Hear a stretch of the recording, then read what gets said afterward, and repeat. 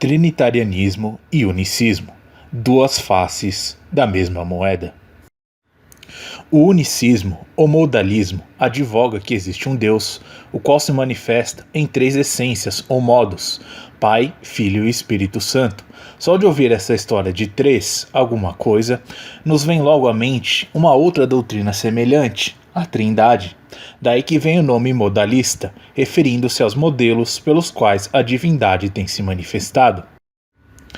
Na visão desta facção religiosa, o Eterno, o Messias e a Ruach HaKodesh, do qual chamam de Espírito Santo, são manifestações de uma única e singular pessoa, Deus, de modo que não creem que o Pai, o Filho e Yeshua sejam seres distintos. Este estudo abordará este engano sutil e mentiroso, mostrando que tanto o unicismo como o trinitarianismo tiveram a mesma origem, isto é, na religião cristã greco-romana. Este estudo tem por objetivo mostrar aos que estão sendo enganados por essa doutrina pagã greco-romana o verdadeiro caminho do monoteísmo hebraico-judaico-bíblico, desmistificar a falsa ideia da suposta três essências, dar suporte bíblico aos que estão sendo assediados por unicistas de plantão, conduzir almas sinceras à verdadeira fé patriarcal unitariana, abordar o assunto dentro do contexto hebraico das escrituras, utilizando sempre que possível a Lashon HaKadosh, a língua do povo eterno, identificando as diversas igrejas e denominações cristãs que seguem o dogma unicista na atualidade. O unicismo não é bíblico. O dogma unicista prega que Yeshua é tanto o Deus Filho como o Deus Pai e o Deus Espírito Santo. Esse ensino é um pouco diferente do dogma da Trindade, que prega que Adonai é formado de três pessoas distintas, e também difere da crença hebraico-judaica bíblica sobre o unitarianismo do chamado Eterno, ver Deuteronômio 6:4. Pois para nós, o Eterno é um ser indivisível, um só, único, ímpar, singular e incomparável, mas que criou um ser que se tornou seu filho primogênito distinto dele como pessoa, que lhe é submisso, e cremos que a Ruach HaKodesh, o Espírito Santo, seja a emanação da parte do Eterno para a realização de seus propósitos, sendo assim o próprio Eterno na manifestação de si mesmo. Histórico da heresia unicista. A origem do unicismo se prende aos primeiros séculos da era cristã. Os mais antigos relatos que se tem notícia são de Praxéias, ensinado na Ásia Menor, enquanto Noeto aparece pregando em Roma. Noeto foi quem primeiro formulou uma teologia essencialmente unicista. Ele foi bispo católico de Esmirna, quando por volta de 180 da Era Comum, começou a ensinar o que mais tarde seria conhecido como monarquianismo. Saiu da igreja de Esmirna por causa de sua insubmissão ao arcebispo.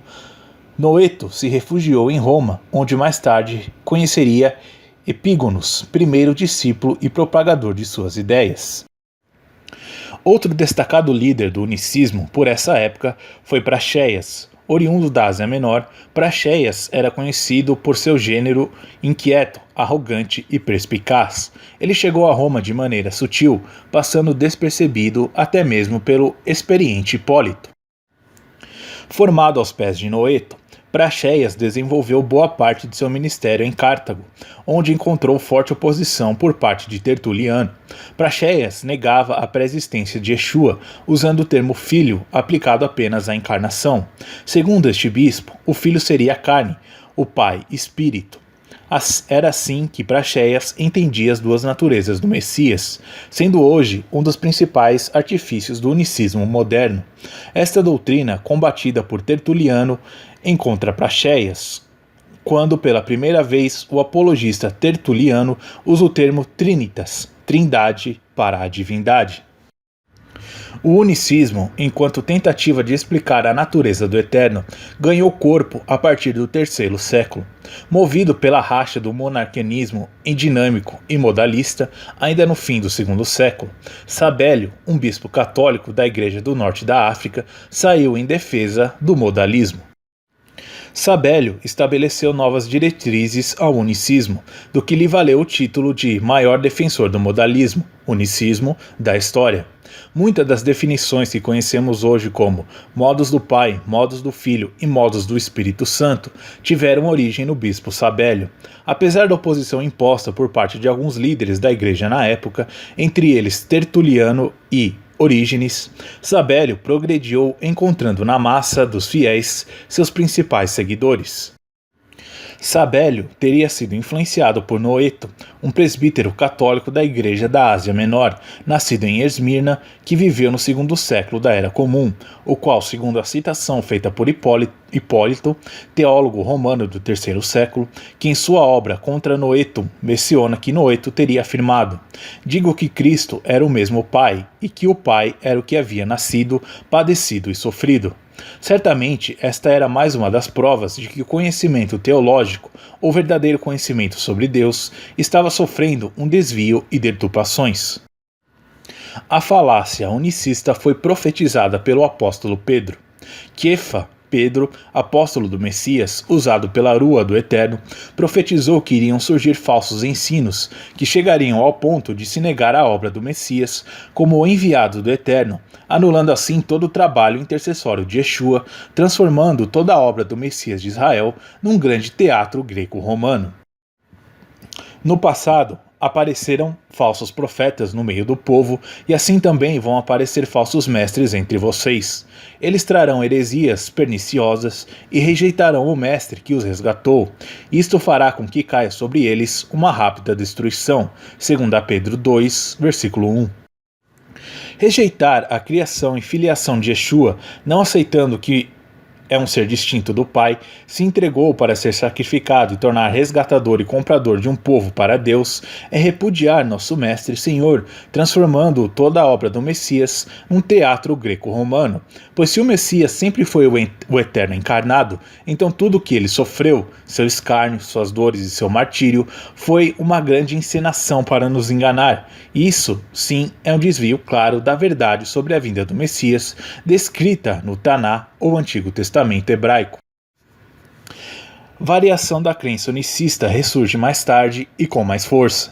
Na era moderna, essa doutrina maléfica romana ressurgiu e gerou divergências dentro de algumas denominações protestantes, como a da Igreja Evangélica Assembleia de Deus, cujos dissidentes passaram a reunir-se e organizar uma forma de adoração centralizada nos conceitos unicistas de John Shepp. Como também outra variação da crença unicista foi pregada por um falso profeta norte-americano chamado William Marion Branham, pastor da Igreja Batista, que mais tarde fundaria a Igreja Pentecostal Tabernáculo da Fé. Após ter tido diversas visões, a mesma crença unicista também impregnou uma parte do dito judaísmo messiânico, também oriundos da denominação protestante e judeus para Jesus, transformando-se depois em várias denominações menores, todas se autoclassificando de Netzarim ou Nazarenos, reivindicando para si a autenticidade. Principais ramificações e facções unicistas no Brasil. Hoje existem várias denominações e facções cristãs do unicismo no mundo. No Brasil, 6 principais grupos se destacam, a saber, Igreja de Deus no Brasil, Igreja Local The Witness Lee, Igreja Pentecostal Tabernáculo da Fé, Igreja de Deus do Sétimo Dia, Ministério A Voz da Verdade, os adeptos do nome Yahoshua e suas variantes judaizantes dos falsos nazarenos. Observem que esta heresia perniciosa se originou e manifestou-se exclusivamente dentro da Grande Babilônia e suas filhas. Tanto o trinitarianismo como o unicismo são faces de uma mesma moeda romana, apenas com conceitos diferentes. Enquanto que um prega que só um Deus dividido em 3 pessoas distintas, o outro prega que um só Deus dividido em 3 essências ou modos. Observem e comparem estas duas declarações de fé, uma católica e outra unicista. Nós acreditamos com firmeza e afirmamos simplesmente que há um só Deus verdadeiro, imenso e imutável, e compreensível, todo-poderoso e inefável, representado no Pai, Filho e Espírito Santo. Três pessoas, mas uma só essência, uma só substância ou natureza absolutamente simples. Catecismo da Igreja Católica Apostólica Romana, Profissão de Fé, capítulo 1. Cremos que Yahweh é um, Errad, ou seja, apenas uma pessoa e não três. Cremos que Yahweh pode se manifestar de formas plurais, conforme atesta a Torá. Cremos que Yahweh revela a si próprio pela Kumé ou Gaunim, essências, natureza, manifestações do Pai, do Filho, a Palavra, do Eterno, e da Ruach HaKodesh, Espírito Santo. Cremos que o Pai, o Filho Yeshua, a Palavra, e a Ruach HaKodesh, Espírito Santo, são manifestações do mesmo Yahweh. Vemos que ambas as declarações de fé tendem a dividir o Eterno em três pessoas ou três essências, ou três modos diferentes. Em ambas as declarações, notamos a forte influência romana por trás destas duas religiões. Num bom português popular, é tudo farinha do mesmo saco. O unicismo nega a pré-existência do Messias. O unicismo nega qualquer possibilidade da pré-existência do Messias. Por quê? Porque isso colocaria em risco sua falsa doutrina das múltiplas essências. Além de negar a pré-existência do Messias, os unicistas apontam para o dia quando Deus deixará de assumir seu papel de filho e a filiação será, mais uma vez, absorvida pela grandeza de Deus, que retornará a seu papel original como Pai, Criador e Soberano de tudo. O que não se entende com relação ao unicismo é o porquê de todo este malabarismo divino. A descrição que eles fazem de Deus é, sem dúvida alguma, uma verdadeira encenação teatral. É justamente esse o conceito que se tem do Filho, a de um personagem usado temporariamente pelo Pai num grande teatro divino. Consequentemente, não haveria a pessoa do Messias feito Filho de Deus como pessoa espiritual. Porém, o apóstolo Shaul Paulo joga por terra este conceito unicista ao declarar: o qual foi pelo Eterno, outrora, prometido por intermédio dos seus profetas nas Sagradas Escrituras, quando diz respeito ao seu filho nascido da descendência de Davi pela carne, e foi declarado Filho de Deus após sua ressurreição dentre os mortos, segundo o Espírito de Santidade, Yeshua HaMashiach, nosso Senhor. Romanos 1, versículos 2 e 3. Isto é, o Messias pré-existia na mente de Deus, foi o primogênito da criação do Eterno, ver Colossenses 1,15 e Apocalipse 3,14. Passou a existir como pessoa após seu nascimento de Miriam, nascido da semente de Yosef, seu pai natural, por intervenção da Ruach do Eterno. Foi declarado Filho de Deus após sua ressurreição. Portanto, o Messias é uma pessoa distinta do Eterno. Não há como fugir disso. Analisando um pouco as Escrituras, vejamos apenas rapidamente alguns textos que nos mostram a incoerência deste falso ensino. Para que tal doutrina fosse plausível, possível e lógica, Yeshua em nenhuma hipótese poderia ter falado ou conversado com um outro ser em oração que também fosse reconhecido como Deus, pois desta forma ele estaria falando com outra pessoa, o que do ponto de vista unicista é inconcebível. Alguns falam de Yeshua ter falado com sua natureza divina no céu, enquanto sua natureza humana estava na terra, mas isso não tem nexo e nem apoio bíblico, sendo necessário o uso de achismos e opiniões subjetivas não respaldadas ou substanciadas nas Escrituras. Vejamos alguns textos que nos mostram de fato a realidade. Nestes textos é evidente a comunicação entre duas pessoas, o que existe duas pessoas mencionadas, e não uma, como pregam os defensores unicistas, doutrina esta que prega que Yeshua é tanto o Pai como o Espírito. Daniel 7, 13 e 14. O Filho do Homem, representado pelo Messias, se aproxima de outra pessoa, o Eterno. Salmo 110, 1. O Eterno diz ao Senhor de Davi que sente ao seu lado: há dois seres aqui. Provérbios 34. Nos esclarece que Deus tem um filho e pergunta-nos qual é o nome dele. Mateus 26, 42. Yeshua ora alguém que ele identifica ser seu pai. Mateus 7, 21. Yeshua fala que a vontade de outra pessoa que está no céu é que deve ser obedecida. Mateus 11, 25 a 27, mostra claramente que o Pai e Yeshua são duas pessoas distintas, e não que só existia Yeshua. João 8, 17 a 18, Yeshua cita ele seu Pai como sendo duas pessoas ou dois homens. João 12, 28, nesse texto diz que uma voz, e não era de Yeshua, falou desde o céu.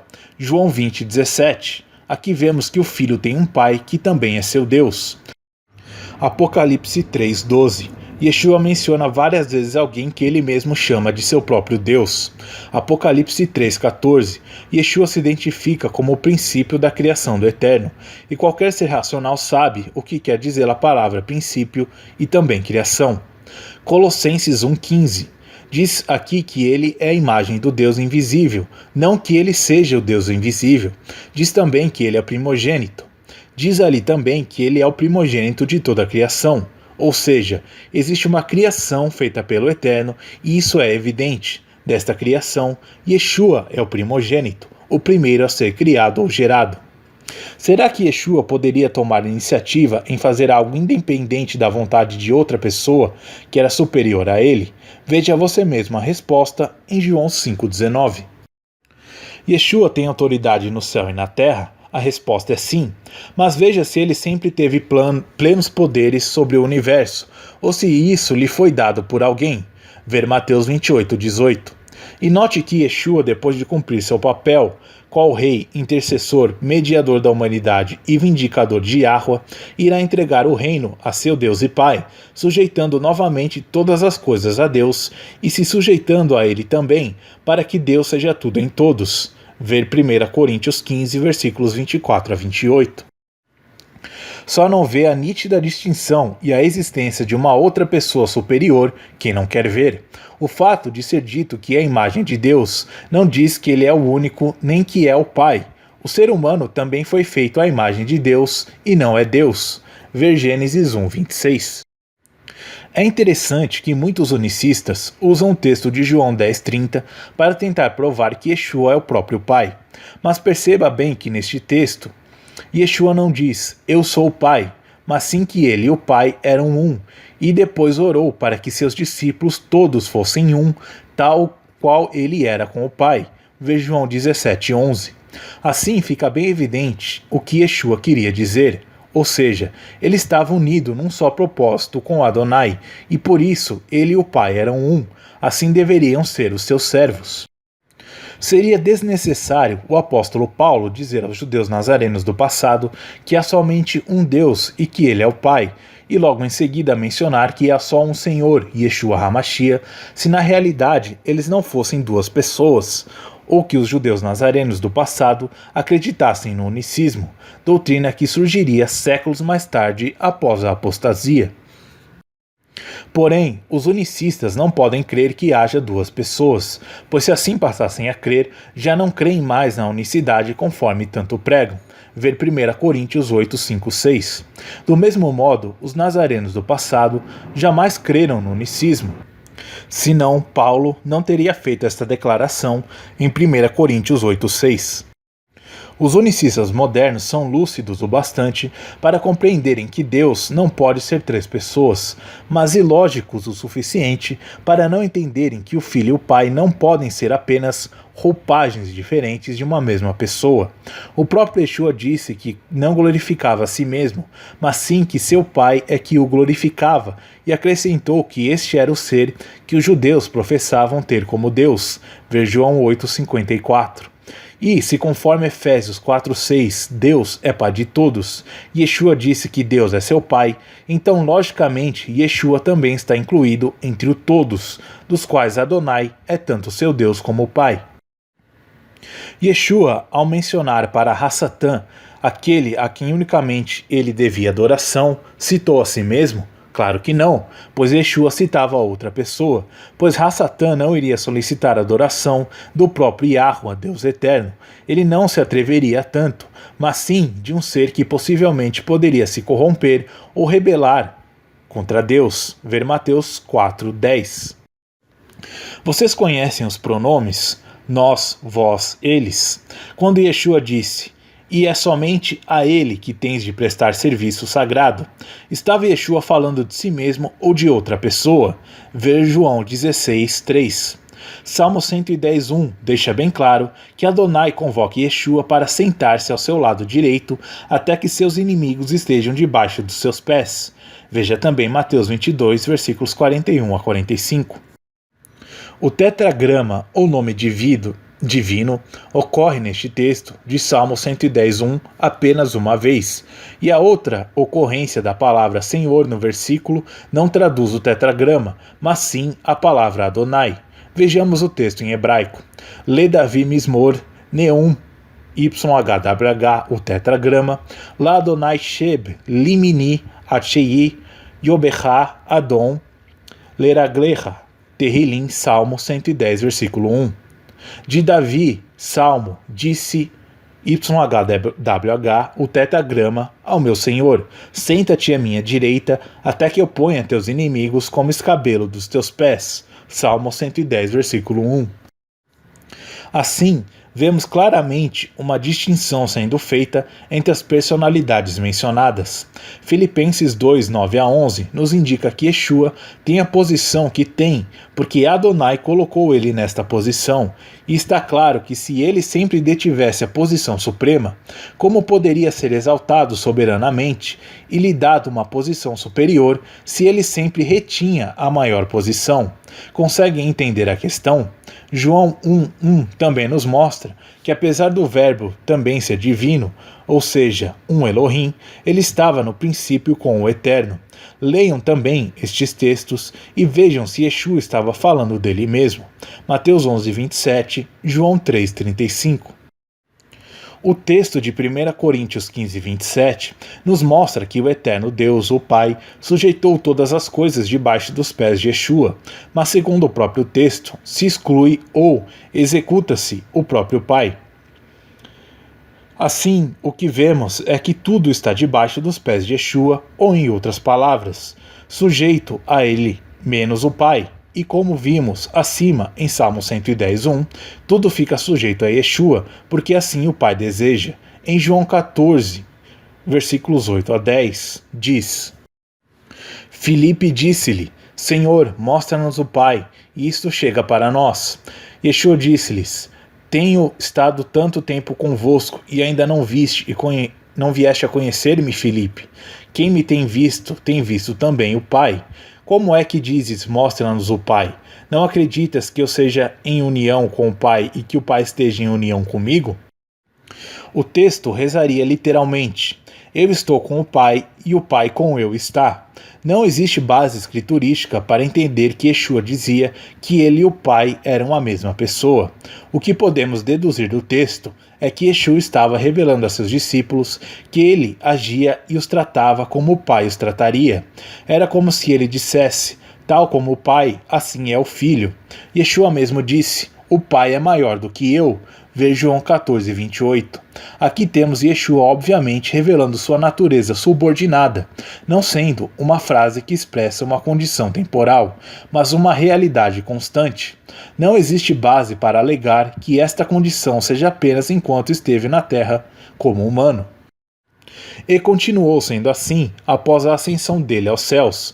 Ver 1 Coríntios 3, 22, 23 e 1 Coríntios 11, versículo 3. Isaías 42, 1 diz, Eis aqui o meu servo, a quem sustenho, o meu eleito, em quem se apraz a minha alma, pus o meu espírito sobre ele, ele trará justiça aos gentios. O Eterno aqui está falando dele mesmo ou de outra pessoa? Comparar com Mateus 3, versículos 16 e 17. Também veja que o próprio Yeshua disse que o Pai era uma pessoa à parte dele. Pode ler isso em João 8, versículos 17 e 18, onde Yeshua está declarando que na Torá o testemunho de duas pessoas é tido como verdadeiro. Assim Yeshua cita ele como uma testemunha e o seu Pai sendo outra, ou seja, duas pessoas. Eu poderia citar dezenas de textos para mostrar o erro de crer que Yeshua é o próprio Eterno e o Espírito Santo, mas se a pessoa estiver predisposta a não querer enxergar as evidências bíblicas, pouco adiantará o nosso esforço. Mais do que argumentar, é necessário que a pessoa seja capaz de assumir que está equivocada e iniciar uma busca por maiores explicações. Isso obviamente requer humildade de espírito. Conclusão: este estudo não se resumiu em provar os erros teológicos de uma facção religiosa unicista e judaizante que se autodenominam judeus nazarenos ou judaísmo nazareno, pelo simples fato de não haver judeus vindos do judaísmo comum que aceite este dogma. Ao contrário, o estudo mostrou como e onde surgiu essa doutrina errônea, a saber, dentro da Babilônia apostatada, ou seja, do cristianismo dos primeiros séculos, que se tinha afastado de livre escolha da fé e raízes judaicas dos apóstolos do Messias.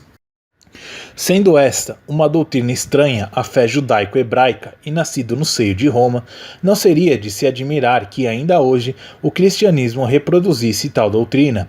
Por isso, foi de muita valia deixar os ouvintes informados sobre todas as igrejas e denominações cristãs que também adotaram o unicismo como um dogma de fé, sendo representado ao lado do trinitarianismo como a segunda maior corrente religiosa mais seguida dentro do cristianismo. Todos os que são chamados a retornar à fé patriarcal, judeus e não judeus, que estão em processo de restauração, precisam ficar alertas. Não adianta dizer que fizeram techuvá, mas trouxeram um pedaço de Roma em suas bagagens. Tais pessoas podem ter saído de Roma, mas Roma ainda não saiu de dentro dessas pessoas. Israel nunca acreditou na vida de um Deus encarnado. Isto jamais passou pela mente de um judeu. Os judeus nazarenos do passado jamais creram no unicismo, pelo simples fato desta doutrina ter surgido séculos mais tarde, já na apostasia cristã.